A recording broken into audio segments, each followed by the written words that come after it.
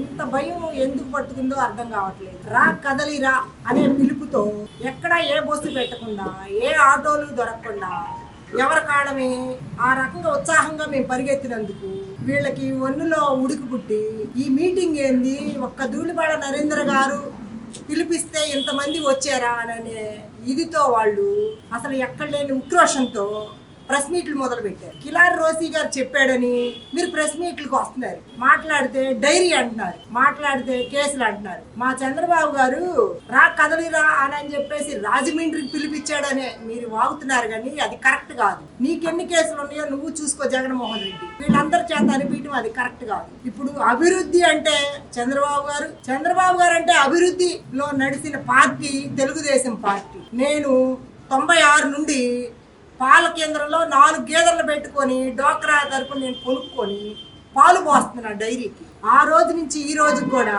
నాకు రూపాయి తేడా లేకుండా బోనసులు ఇస్తున్నారు. బోనసులు ఇచ్చేది కాకుండా కూడా మాకు హెల్త్ కార్డు కూడా పుట్టించాడు మా నాయకుడు అనే కన్నా కూడా మా పాడి రైతులకి దేవుడు ఆయన. అలాంటి వ్యక్తిని డైరీ ముందల కేసులు పెట్టించుకున్నాడు. రా పిలుపురా అని అక్కడికి పిలిపించాడు. అక్కడ కాదు సేఫ్ రోల్ రండి అని అంటున్నావు. నువ్వు అక్కడెక్కడో ఉండి నువ్వు మీటింగ్ పెట్టావమ్మా, ఇది కరెక్ట్ కాదు. నాది జూపూడి గ్రామం. నేను 88లో జూపూడి వచ్చాను. నేను ఆ రోజు నుంచి ఈ రోజుకి కూడా మా ఊరు ఎట్లా అభివృద్ధి పొందిందో, పక్కనుండ బ్రాహ్మణ కోడూరు ఎలా అభివృద్ధి పొందిందో, పక్కనుండ మన్నం ఎలా అభివృద్ధి పొందిందో, బ్రాహ్మణ దూపుడి ఎంత అభివృద్ధి పొందిందో, దప్పలపూడి ఎంత అభివృద్ధి పడిందో చూపిస్తావు. నీకు ఒక్కసారి రమ్మా. నువ్వెవరో మాకు తెలియదు, కానీ నీ ప్రెస్ మీట్ ఏంటంటే మా కడుపు తరుక్కుపోతుంది తల్లి.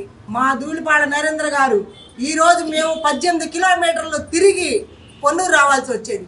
అలాంటిది 9 కిలోమీటర్లకి వేగంగా వచ్చే రోడ్లు మాకు వేసాడమ్మా. నువ్వేందో అనుకుంటున్నావేమో. ఆ రోజు మంచినీళ్ళు బాయిల్లో తోడుకొచ్చుకునే వాళ్ళు నీకు తెలియదేమో.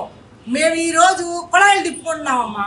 మా నాయకుడు వేసిన ట్యాంకీకి మీరు రంగులు వేస్తున్నారమ్మా. దానికి ఉండాలమ్మా మీకు సిగ్గు ప్రెస్ ముందులకు రావడానికి. ఆ ఆలోచనే నీకు లేకుండా నువ్వు ప్రెస్ మీట్లు పెట్టి మీరు తల ఒక మాట మాట్లాడటం కరెక్ట్ కాదమ్మా.